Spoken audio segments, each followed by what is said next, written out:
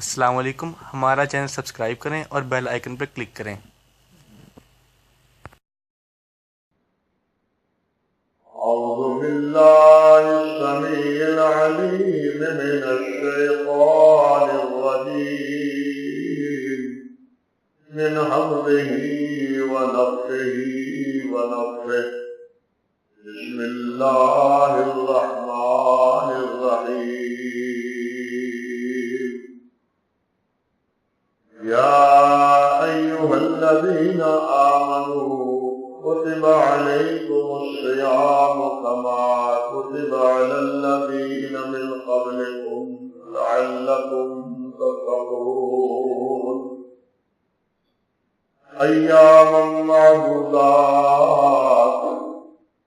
فمن كان منكم مريضا أو على سفر فعدة من أيام أخر وعلى الذين يطيقونه فدية طعام مسكين فمن تطوع خيرا فهو خير له وأن تصوموا خير لكم إن كنتم تعلمون سبحان ربك رب العزة عما يصفون وسلام على المرسلين والحمد لله رب العالمين۔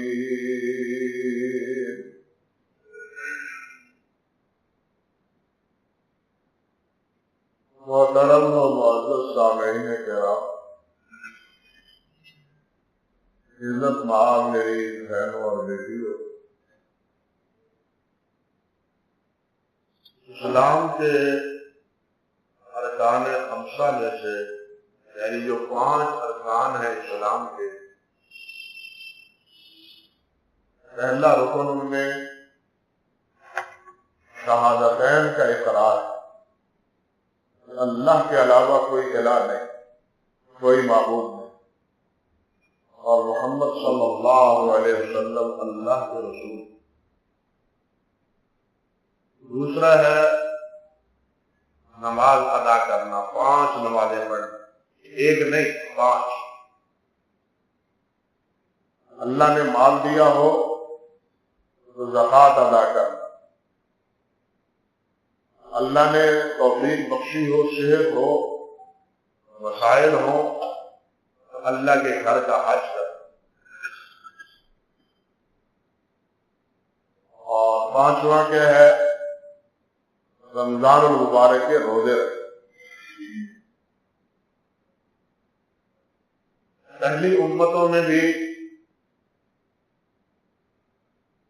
نماز کا بھی حکم، زکوٰۃ کا بھی حکم اور روزے کا بھی حکم، یعنی یہ تینوں عبادات ایسی ہیں، بلکہ کہنا چاہیے اس کے ساتھ حج، یہ 5 عبادات ایسی ہیں جو تقریباً تمام ادیان میں قدر مشترک رہی۔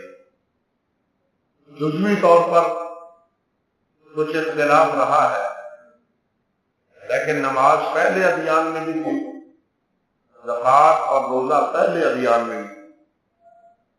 اسی طرح روزہ یہ اس امت پر اللہ رب العزت نے فرض فرمایا ہے، اور انہی الفاظ سے کہ کتب علیکم الصیام کما کتب علی الذین من قبلکم، کہ جس طرح تم سے پہلے لوگوں پر، پہلی امتوں پر روزہ فرض تھا، اسی طرح ہم نے تم پر بھی یہ روزہ فرض کیا۔ ہم صوم کا معنی یا صیام کا معنی روزہ کرتے ہیں، مگر حقیقت یہ ہے کہ صوم کے یہ معنی اپنے اندر پوری معنویت نہیں رکھتے۔ جو مقصود ہے صوم سے، روزے کا لفظ اس کی ترجمانی کما حقہ نہیں کرتا۔ علامہ راغب رحمۃ اللہ علیہ نے مفردات میں فرمایا ہے کہ صوم کہتے ہیں الامساک من الفعل، یہ لفظ ہے الامساک من الفعل، ہر کام سے رک جا،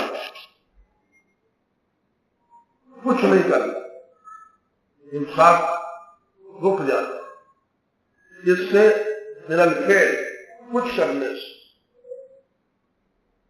گویا کہ انسان نے روزہ رکھنے کے بعد کچھ نہیں کرنا، اب کرنا کیا ہے؟ اب اس نے وہی کرنا ہے جو اس کو کرنے کا حکم ہے۔ اب روزہ رکھ کے اس نے اپنی منمانی نہیں کرنی، اور اس کی تفصیلات ہی احادیث پاک میں موجود۔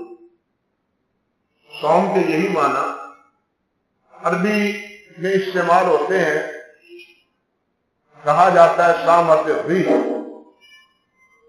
جب بالکل ہوا ساکن ہو، پتا نہ ہل رہا ہو درخت کا، تو کہتے ہیں سامت الریح، ہوا رک گئی، چل نہیں رہی۔ اسی طرح استبل میں جس وقت گھوڑے کو جولان لگا کے پیچھے ٹانگوں کو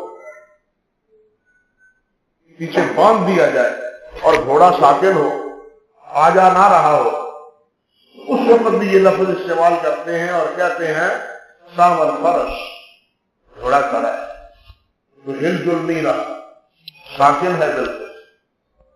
یعنی عربی کے اعتبار سے صوم کے معنی ہے کچھ نہ کرنا۔ قرآن مجید سے بھی اس کی تصدیق ہوتی ہے۔ حضرت مریم صدیقہ علیہ السلام، جب اللہ سبحانہ و تعالی نے انہیں حضرت عیسیٰ علیہ السلام عطا فرمایا اور وہ پشیمان ہوئی کہ میں قوم کو جا کے کیا منہ دکھاؤں، اور کہتی ہیں یا لیتنی مت قبل ھذا وکنت نسیا منسیا، یہ ہے ایک پاک دامن عورت کی مثال۔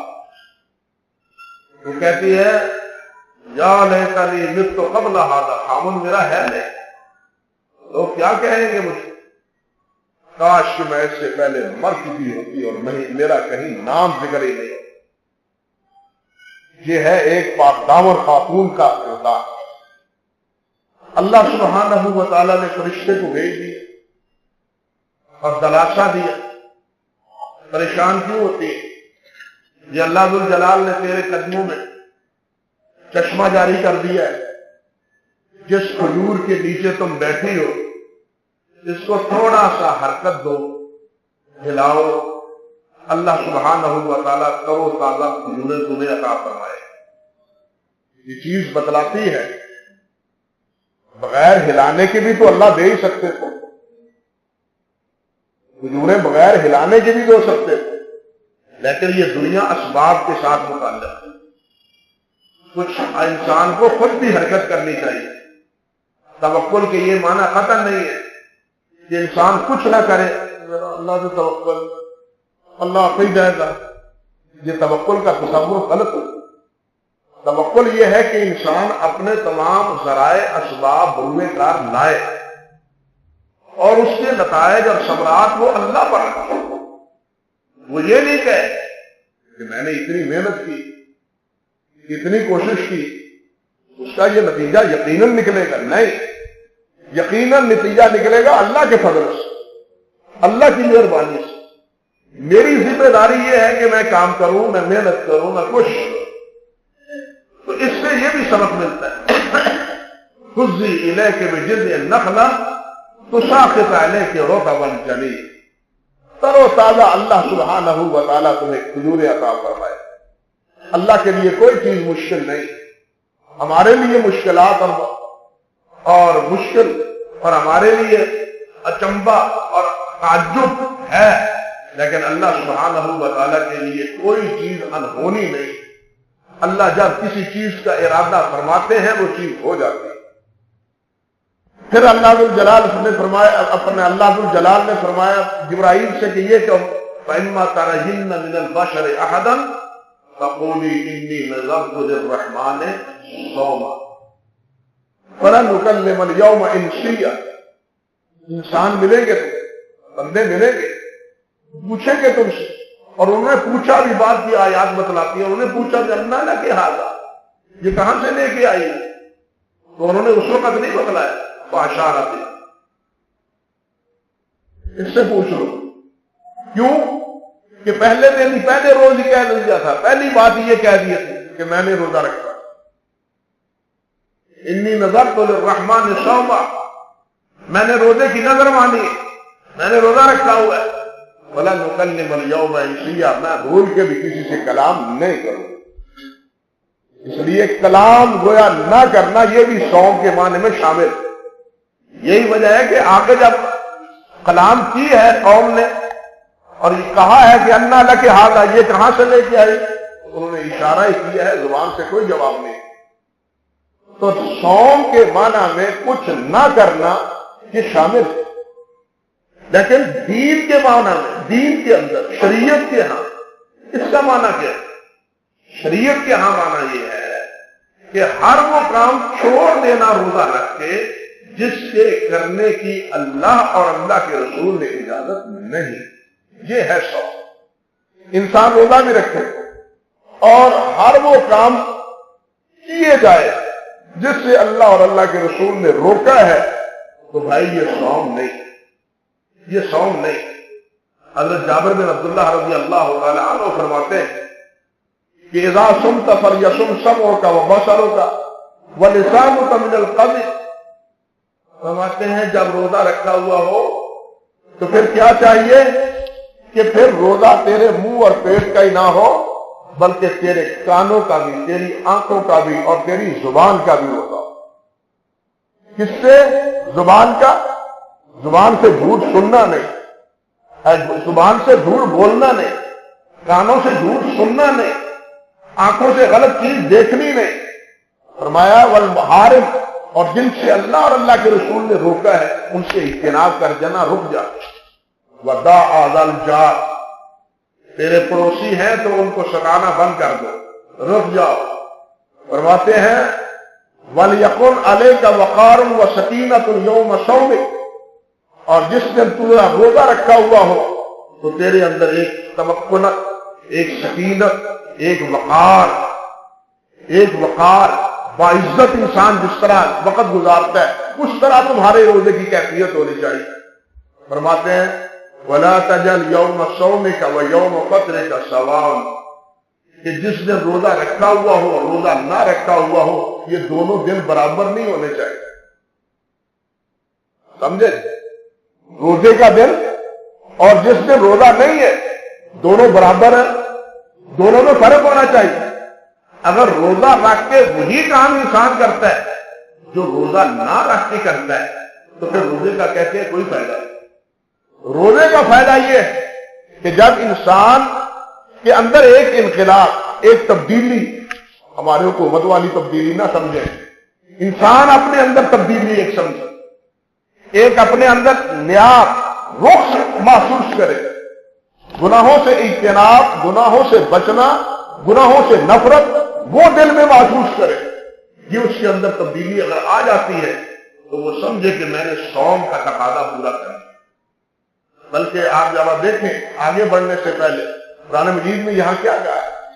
اللہ نے فرمایا لعلکم تتقون، لعلکم تتقون، کہ تم بچ جاؤ. تقویٰ کے معنی کیا ہے؟ وہ بھی بچنا ہے، اس کے معنی بھی بچنا ہے. اللہ اکبر کبیرہ. ایک آیت اور سمجھیے، الا ان اولیاء اللہ لا خوف علیہم ولا هم يحزنون الذین آمنوا وکانوا یتقون. گویا روزہ، اب ذرا سمجھیے اولیاء کی مثال کیا ہے، ان کا عمل کردار کیا ہے، ان کا عقیدہ اور عمل کیا ہے کہ وہ ایمان پر ہیں اور تقوی کی زندگی گزارتے ہیں. اس لیے مجھے کہنے دیجیے کہ روزہ تو اس لیے ہے کہ اللہ رب العزت چاہتے ہیں میرے بندے میرے ولی بن جائیں. سمجھے بات؟ روزہ کس لیے ہے؟ اس لیے کہ یہ محارم سے بچ جائیں، منہیات سے بچ جائیں اور مامورات کی پابندی اختیار کریں، جو حکم دیا ہے اس کو بجا لائیں. یہی روزہ ہے اور یہی ولایت ہے. بات سمجھے؟ یہی ولایت ہے اور یہی روزہ ہے. گویا روزہ ہم پہ لازم کر کے اللہ ذوالجلال نے یہ چاہا ہے کہ میرے بندے میرے ولی بن جائے، میرے دوست بن جائے، میرے دائرے میں آ جائے۔ تقوی کا بھی یہی مفہوم اللہ سبحانہ و تعالی نے بیان کیا ہے۔ تو روزے کے بارے میں یہی مفہوم دوسرے احادیث مبارکہ میں بھی ہے، جہاں احادیث مبارکہ کی فضائل آئے ہیں تو ضمناً ساتھ ہر روایت کے یہ بات آئی۔ چنانچہ حضرت ابو ہریرہ رضی اللہ تعالی عنہ سے روایت ہے، صحیح بخاری کے الفاظ کہ رسول اللہ صلی اللہ علیہ وسلم نے ارشاد فرمایا کل ابن آدم لہ الحسن بعشر امثالہ الی 700 ضعف۔ فرمایا کہ ہر عمل کا بدلہ 10 سے لے کے 700 تک۔ یہ کتنی کرم نوازی اللہ سبحانہ و تعالی۔ انسان سے غلطی ہوتی ہے، کوئی قصور ہوتا ہے، کوئی گناہ ہوتا ہے تو وہ ایک لکھا جاتا ہے، اللہ اکبر۔ لیکن نیکی ایک ہوتی ہے، وہ چھوٹی ہو یا بڑی ہو، اس نیکی کا بدلہ 10 گنا لکھا جاتا ہے، کم سے کم 10 گنا، زیادہ سے زیادہ پھر 700، بلکہ 700 سے بھی زیادہ۔ جتنا اخلاص ہوگا، جتنی اللہیت ہوگی، اتنا ہی اللہ ذوالجلال والاکرام سے اجر اور اللہ ذوالجلال سے ثواب پائے۔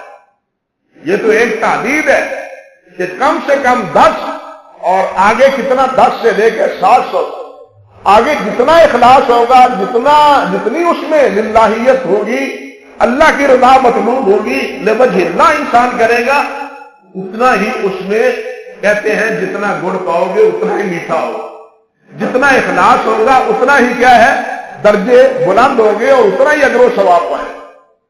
اللہ اکبر کبیرہ۔ قال اللہ عز وجل الا الصوم، مگر اللہ رب العزت نے فرمایا نہ روزہ نہیں، روزے کا ثواب 10 گنا یا 700 گنا نہیں، یہ اللہ نے فرمایا۔ قال اللہ الا الصوم، اللہ نے فرمایا روزے کا اجر یہ نہیں، بلکہ کیا ہے فإنہ لی وأنا أجزی بہ، یہ روزہ میرے لیے ہے اور اس کی جزا میں دوں۔ یہ فرشتوں کا کام نہیں ہے کہ اس کا اجر لکھے۔ نماز ایک پڑھی ہے زیادہ، 1 ضرب 10، 1 ضرب 700، یہ لکھے بیٹھے ہیں نا، یہ حساب لکھی جا رہے ہیں، ہر تسبیح کی، ہر تکبیر کی 1 ضرب 10 لکھی جا رہے ہیں، لیکن یہاں ضربوں کا مسئلہ نہیں ہے، روزے کے میں ضرب نہیں ہے۔ الصوم لی، یہ صوم میرے لیے، وأنا أجزی بہ، اس کی جزا میں دوں۔ یہاں ایک سوال پیدا ہوتا ہے کہ ہر عمل تو ہے اللہ ہی کے لیے اور جزا بھی اللہ ہی دیتا ہے، تو پھر روزے کے بارے میں یہ کیوں کہا؟ بات سمجھے؟ ہم نماز پڑھتے ہیں تو کس کے لیے کیا پڑھتے ہیں؟ اللہ کے لیے پڑھتے ہیں، اور نماز کا اجر دیتا ہے تو کون دیتا ہے؟ اللہ عطا فرماتا ہے، کوئی اور تو اجر نہیں دیتا، اللہ ہی دیتا ہے۔ روزے کے بارے میں یہ اختصاص کیوں فرمایا؟ کیا صوم لی وأنا أجزی بہ؟ اس کے مختلف جواب دیے علماء کرام۔ ایک جواب یہ ہے کہ یہ نسبت تشریفی ہے، یہ نسبت کیا ہے؟ تشریفی، تکریمی ہے، تعظیمی ہے۔ بالکل اسی طرح جس طرح ہم بیت اللہ کہتے ہیں، یہ زمین تو ساری اللہ کی ہے یا نہیں، لیکن بیت اللہ کو اللہ کا گھر کیوں کہتے ہیں؟ کہ اللہ رب العزت اس میں ہے، معاذ اللہ، قطن، لیکن یہ تعظیمی ہے، یہ نسبت کس کی ہے؟ تعظیم کی، تشریف کی۔ یا اسی طرح حضرت صالح علیہ السلام کی اونٹنی کو قرآن نے کیا کہا ہے؟ ناقۃ اللہ، یہ کیا ہے؟ اللہ کی اونٹنی۔ بھائی جتنی اونٹنی ہے سب پیدا کس نے کی ہے؟ وہ تو اللہ نے پیدا کی، لیکن اس کو ناقۃ اللہ کیوں کہا ہے؟ اس کی عظمت کی وجہ سے، اس کی تکریم کی وجہ سے، اس تشریف کی وجہ سے اللہ سبحانہ و تعالیٰ نے اس کی طرف نسبت کی۔ اسی طرح روزے کی تعظیم، روزے کی تقریب، اس کی فضیلت بتلانے کے لیے اللہ سبحانہ و تعالیٰ نے الصوم لی فرمایا۔ ایک وجہ یہ بھی بتلاتے ہیں کہ ہر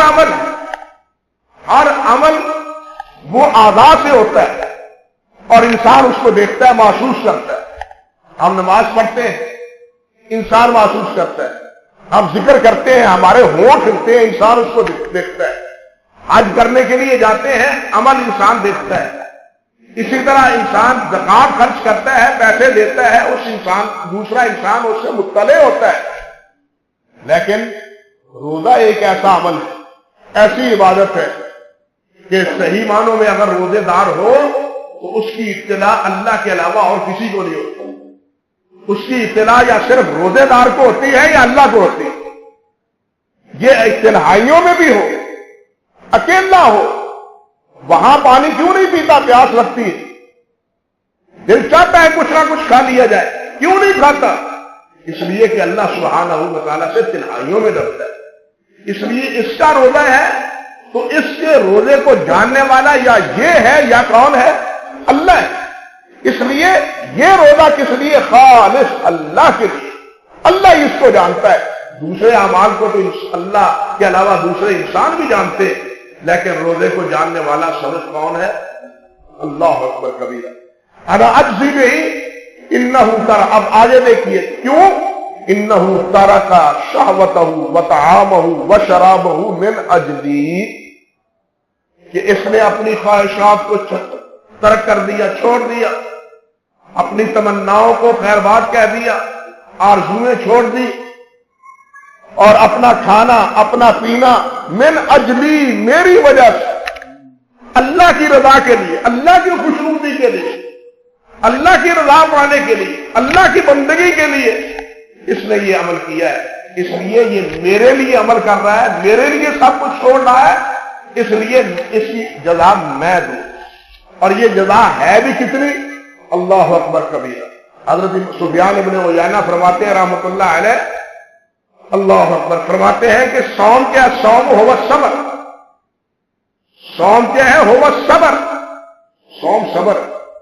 صبر کے کیا معنی ہے؟ صبر کے یہ معنی صرف نہیں ہے کہ کوئی مصیبت آئے، پریشانی آئے تو انسان روئے نہ، پریشانی کا اظہار نہ کرے، واویلا نہ کرے، اپنے سر کے بال نہ پیٹے، سر یا اپنا چھاتی سینہ یہ نہ پیٹے. صرف صبر نہیں، یہ نہیں ہے، یہ صبر کا ادھورا تصور ہے.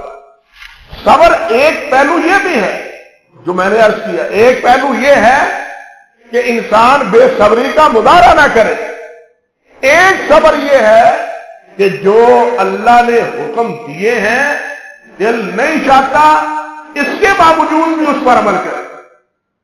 جن چیزوں سے اللہ نے روکا ہے دل چاہتا ہے کہ یہ کروں، خواہشات کی تکمیل کروں، شہوات کی تکمیل کروں، اپنی منمانی کروں، لیکن یہ نہیں کرتا. کس لیے؟ اللہ کے لیے نہیں کرتا. تو یہ بھی صبر. یعنی صبر کیا ہے؟ تکلیفوں پر صبر کرنا، مامورات پر صبر کرنا، منہیات پر صبر کرنا، جو حکم دیے ہیں ان کو قبول کر لینا، اور جن احکام سے روکا ہے ان سے رک جانا، اور جو مصائب آئے ہیں ان پہ تحمل اور بردباری کا مظاہرہ کرنا. یہ ہے صبر. اور اسی بنیاد پر اسی معنی کے لحاظ سے امام سفیان ابن عیینہ فرماتے ہیں ہوا صبر الصیام ہوا صبر، کہ روزہ کیا ہے؟ یہ صبر. بلکہ ایک حدیث میں بھی آتا ہے کہ شہر رمضان کیا ہے؟ ہوا شہر الصبر. حدیث میں بھی ہے کہ رمضان کا مہینہ کیا ہے؟ شہر الصبر. اور صبر کا اجر کیا ہے؟ اللہ نے فرمایا انما یوفی الصابرون اجرهم بغیر حساب. انما یوفی الصابرون اجرهم بغیر حساب، کہ اللہ سبحانہ و تعالی صبر کرنے والوں کو بغیر حساب کے اجر دے. یہ ہے ثواب، یہ ہے اجر. کس کا؟ اس صبر کا، اس روزے.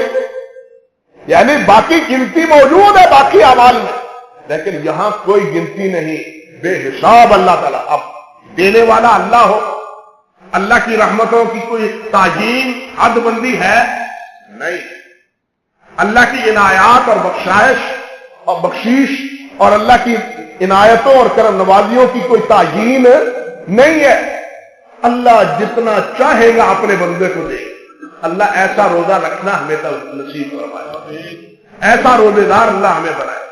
اسی طرح دیکھیے ایک حدیث میں آتا ہے، حضرت ابو ہریرہ فرماتے ہیں رضی اللہ تعالیٰ عنہ، صحیح ابن حبان اور ابن مسند حاکم کی روایت فرماتے ہیں کہ قال رسول اللہ صلی اللہ علیہ وسلم لیس الصیام من الطعام والشراب انما الصیام من اللغو والرفث، فرمایا کہ روزہ صرف یہ نہیں ہے کہ انسان کچھ کھائے نہ کچھ پیے نہ، صرف یہی روزہ نہیں، میں نے کچھ نہیں کھایا کچھ نہیں پیا، بلکہ روزہ کیا ہے؟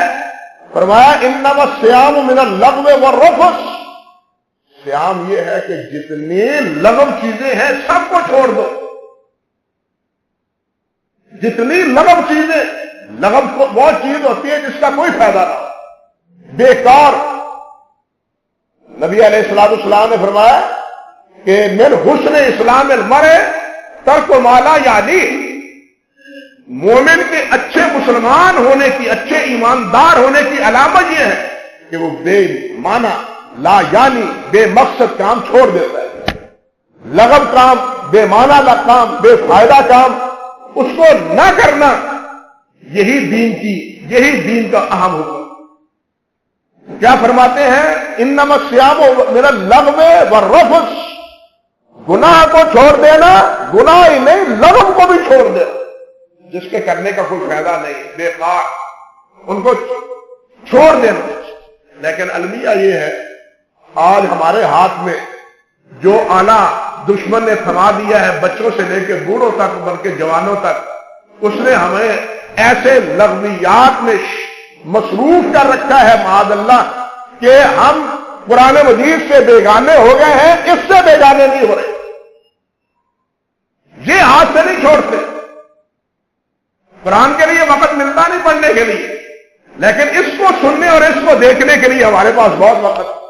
بھائی اس کا کیا فائدہ، کیا نتیجہ ہے اس، سوائے اس کے چند معلومات حاصل ہونے، ان معلومات کو حاصل کرنے کے بعد ہم کیا بن جائیں گے، ہمارے ہاتھ میں کیا آئے گا؟ سوچنا چاہیے ہمارے ہاتھ میں کیا آئے گا اور اس کا نتیجہ کیا نکلے گا۔ ہمارے ہاتھ میں کوئی نتیجہ نہیں نکلے گا، اس لیے اس بیکار کام میں اپنے وقت کو ضائع کرنا یہ بھی لغو، یہ بھی لا یعنی با مقصد چیز ہو تو انسان اس کو استعمال کرے اور اس سے فائدہ اٹھائے، اسی سے فائدہ اٹھایا جا سکتا ہے اور فائدے کی بہت سی چیزیں اس سے موجود ہیں، لیکن یہ کارٹون معلومات محض سوائے وقت کے ضائع کرنے کے اور کوئی نتیجہ نہیں۔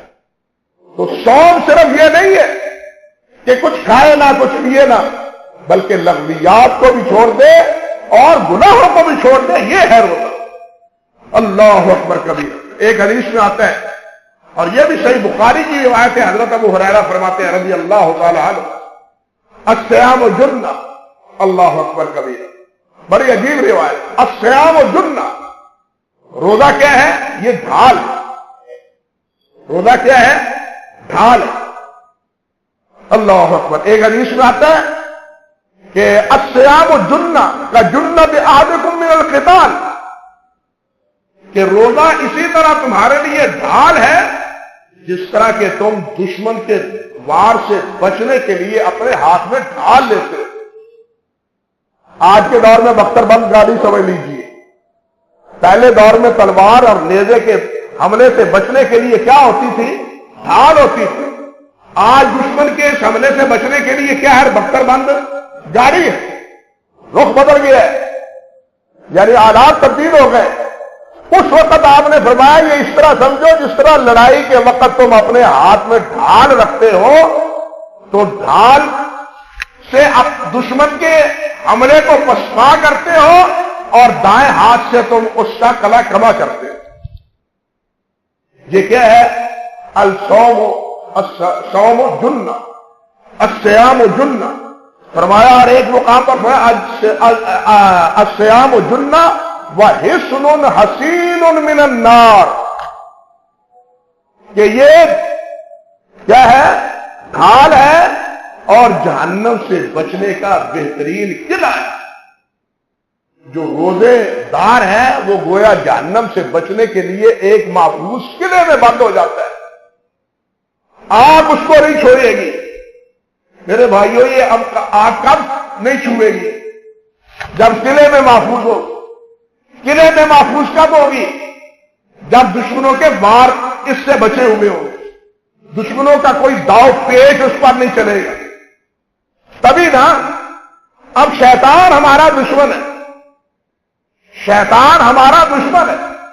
بڑے بڑے شیاطین تو موت ہے رمضان میں، لیکن چھوٹے شیاطین اور خود 11 مہینوں کے نتیجے میں ہماری جو کیفیت ہوتی ہے اللہ معاف فرمائے وہ بھی شیطان کے راہ پہ چلنے کی ہوتی ہے، رحمان کے راستے پہ چلنے کی نہیں ہوتی، طبیعت ثانوی ایسی بن جاتی ہے۔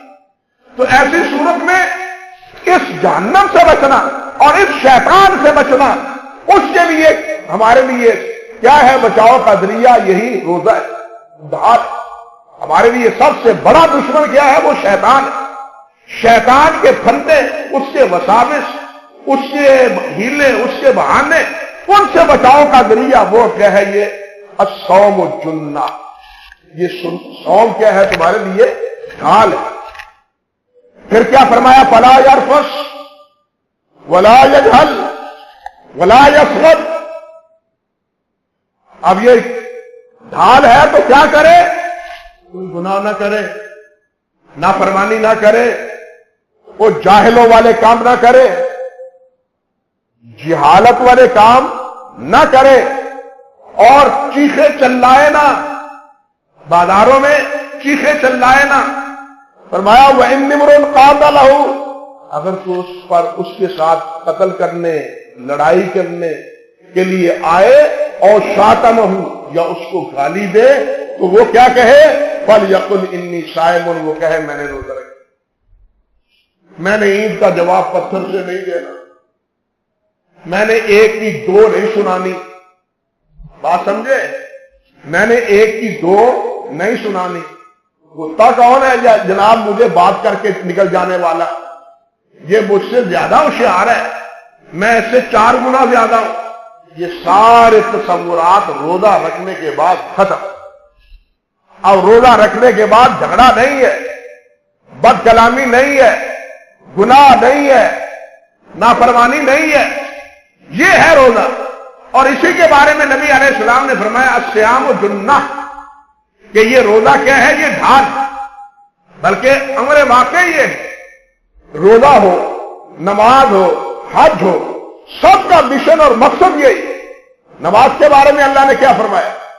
ان الصلاۃ تنہی عن الفحشاء والمنکر، نماز بے حیائی اور منکرات سے روکتی ہے، نماز بے حیائی اور منکرات سے روکتی ہے۔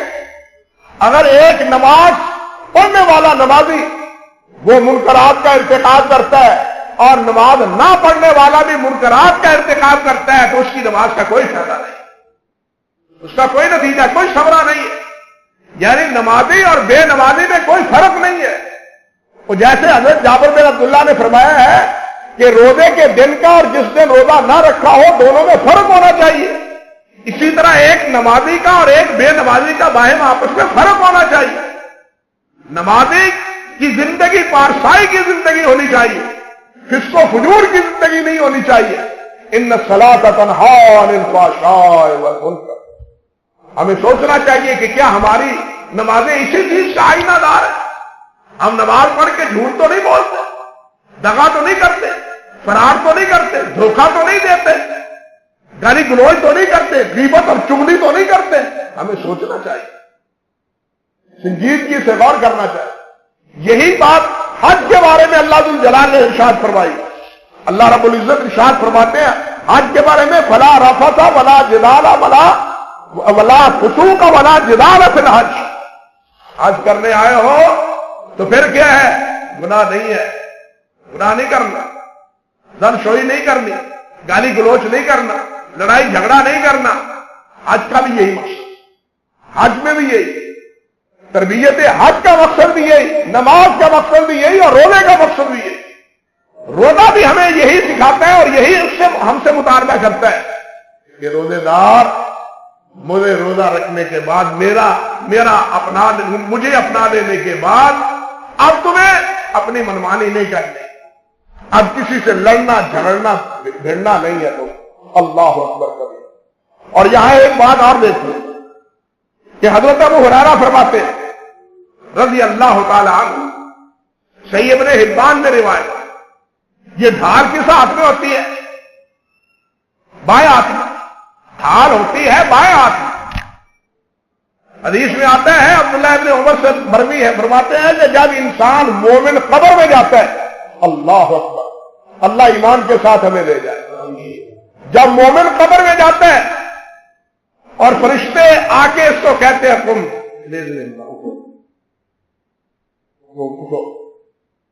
تو یہ آنکھوں سے جیسے سویا ہوا آدمی آنکھیں ملتا ہوا اٹھتا ہے, یہ قبر سے آنکھیں ملتا ہوا, تو کیا دیکھتا ہے کہ اس کے سرہانے پر نماز کھڑی ہے, اس کے دائیں طرف زکات کھڑی ہے, اور اس کے بائیں طرف روزہ کھڑا ہے.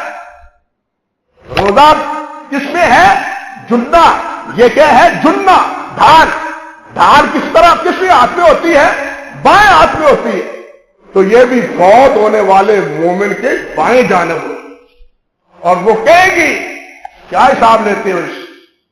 جب یہ اٹھے گا تو فرمایا کہ اس کو دکھایا جائے گا سورج جیسے کہ غروب ہو رہا ہے, اور فرشتوں سے کہے گا دانی اسلی, دانی اسلی, مجھے چھوڑو, مجھے چھوڑو, میں نے نماز پڑھنی, میں نے نماز پڑھنی. اللہ اکبر. یہ ہے روزہ, یہ ہے ڈھال. یہ گناہوں سے بھی ڈھال ہے, اور یہ قبر میں بھی ڈھال ہے, اور یہ جہنم سے بھی ڈھال ہے. بات سمجھے؟ یہ جہنم سے بھی ڈھال ہے, قبر میں بھی انسان کے لیے ڈھال کا کام دے گا یہ روزہ, اور اسی طرح گناہوں سے بھی ڈھال کا, بشرطے کہ یہ ڈھال ہم بنائیں, گناہوں سے ہم بچیں, اس سے جو مقصود اثر ہے وہ حاصل ہو. اللہ اکبر کبیرہ. حضرت ابو ہریرہ فرماتے ہیں رضی اللہ تعالیٰ عنہ, اللہ اکبر کبیرہ, کہ الصیام جنہ ما لم یخرجھا بالغیبۃ او بقصۃ, کہ یہ ڈھال ہے. ڈھال مضبوط ہوتی ہے, معمولی تو نہیں ہوتی. ایسے ہی ایک تلوار کا حملہ ہو اور یہ دو ٹکڑے ہو جائے, ایسی ڈھال کا فائدہ ہی کیا؟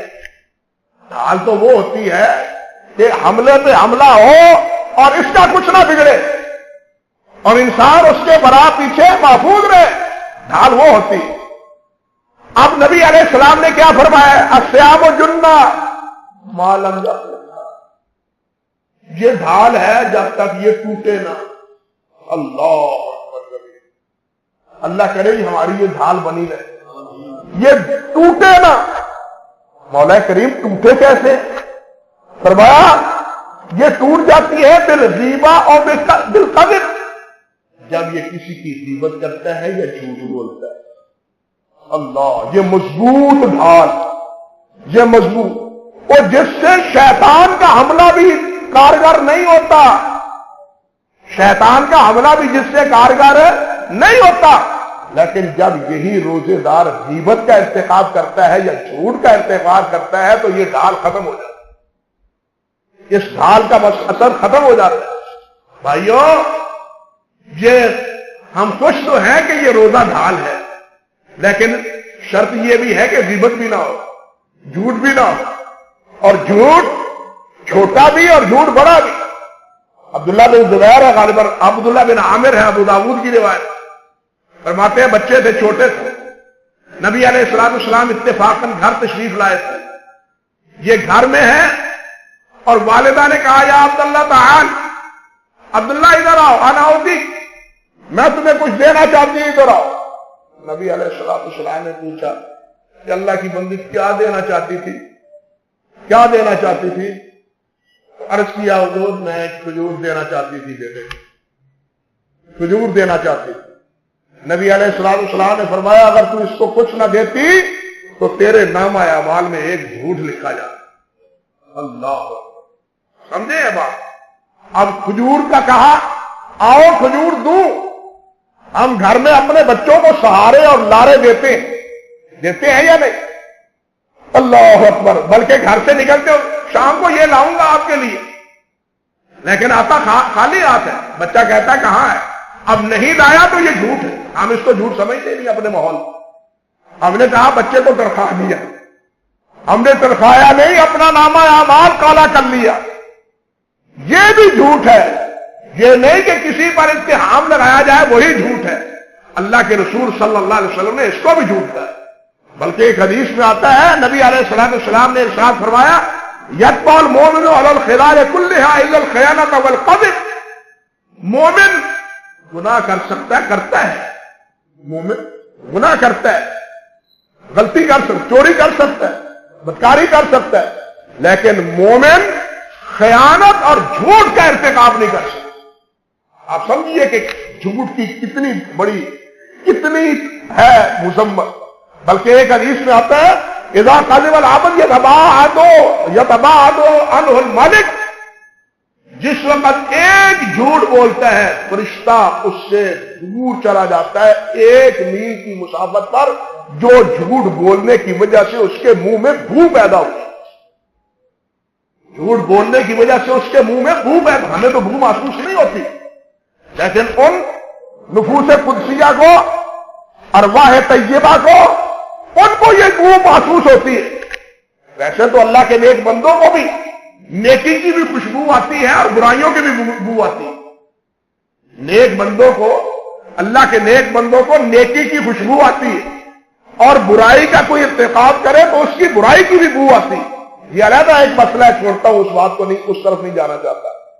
अर्ज करने का मतलब यह है कि फरिश्ता ही नहीं, इंसान भी, बशर्ते कि उसका दिल भी साफ और शफाफ हो, वो भी आईने की तरफ मुनक्का हो, लतीफ हो, लताफत हो उससे रूह में।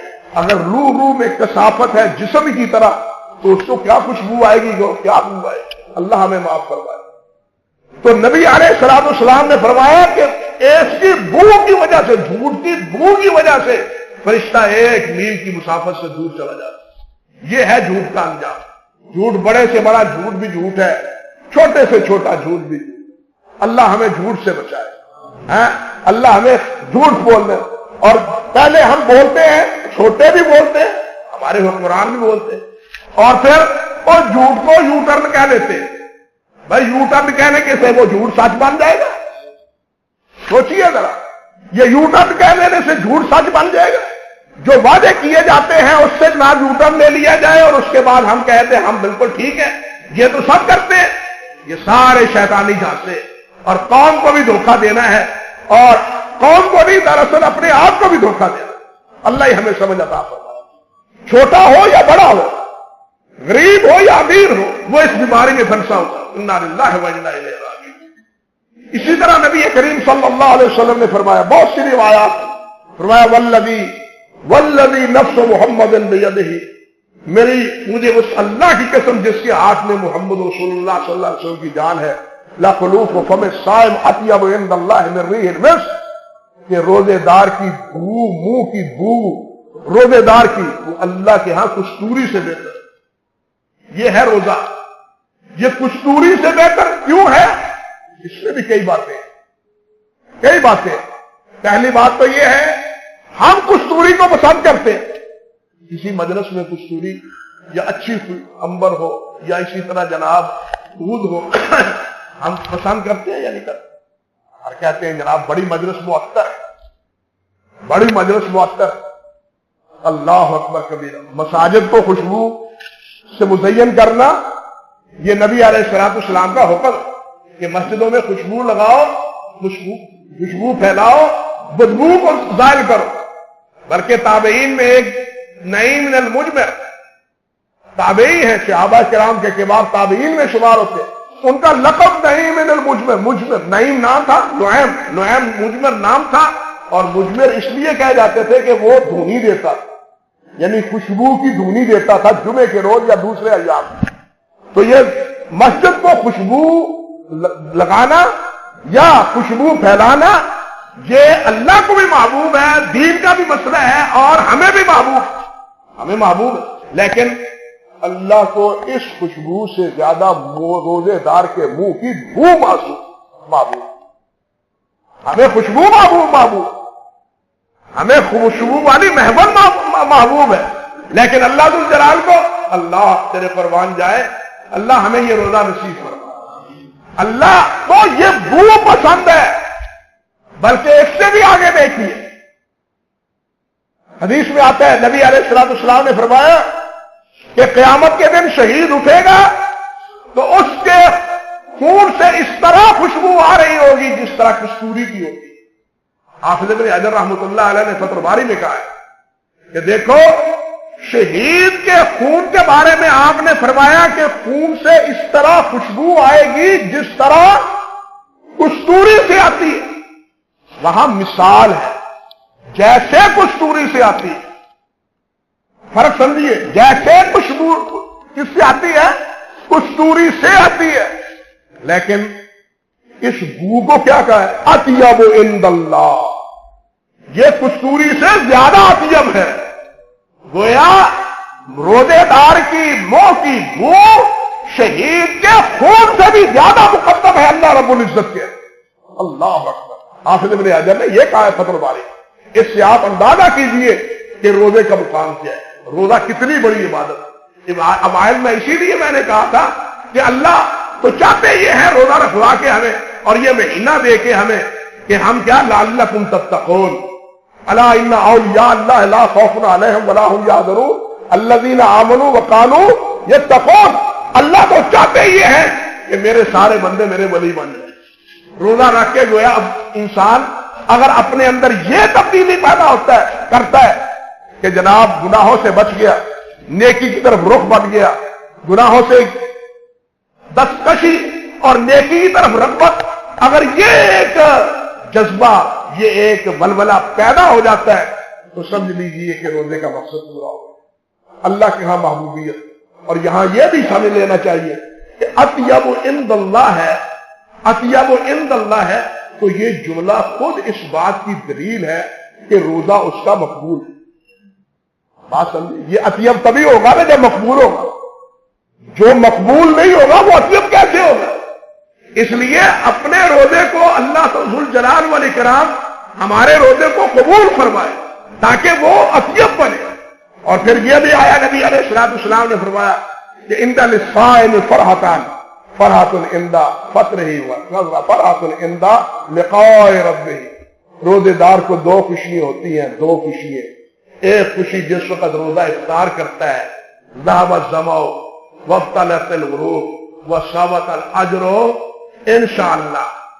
ذرا پڑھ کے دیکھیں نا, اس کو یاد کر کے اس کو پڑھے کس تصور سے. ذهب الظمأ, پیاس گئی, وابطلت العروق, رگیں تر ہو گئی, وثبت الاجر انشاءاللہ, انشاءاللہ اجر ثابت ہو گیا, انشاءاللہ اجر ثابت ہو گیا. یہ پڑھے اور اس وقت ایک خوشی فرحۃ عند لقاء ربہ, اور دوسری خوشی ہوگی جب رب سے ملاقات ہوگی, جب رب دے گا اور بغیر حساب کے دے گا. جیسے آپ سن چکے ان اللہ کہ اللہ سبحانہ و تعالی انما یوفی الصابرون اجرهم بغیر حساب, اللہ دے گا اور بغیر حساب کے دے گا. جیسے فرمایا ان الصوم لی وانا اجزی بہ, روزہ میرے لیے ہے اور جزا میں دوں گا. اللہ جزا دینے والا ہو تو اس کا شمار قطار ہو سکتا نہیں. اللہ ایسا ہی روزہ ہمیں نصیب فرمائے. وآخر دعوانا الحمدللہ رب العالمین.